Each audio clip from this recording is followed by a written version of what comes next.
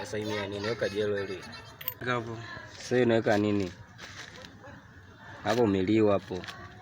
Okay. Kai mkono umeliwa. Naliwaje kwa mfano? Sasa uone kwamba watakuona naliwaje. Kata zenu unatembezaje mwanangu boss? Tembezaje sio umeliwa? Mbona chenga kama hivyo sasa?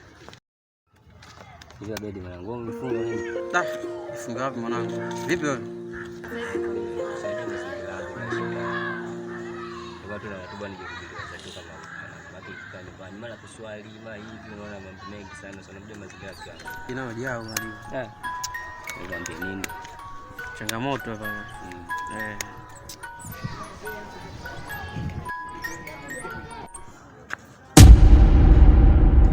Kwa Yusuf. Mpaka mshemeji anakuja. Wewe, msisubutu kufanya huo ujinga.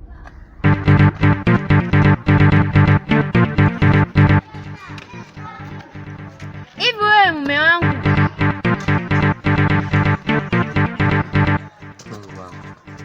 Chani unasaidiaje kaka?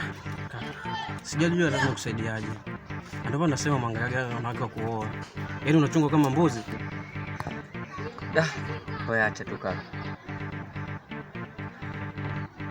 Hivi umelogwa au yule rafiki yako kashaanza kufanyia madudu? Alafu shemu, naomba tuheshimiane.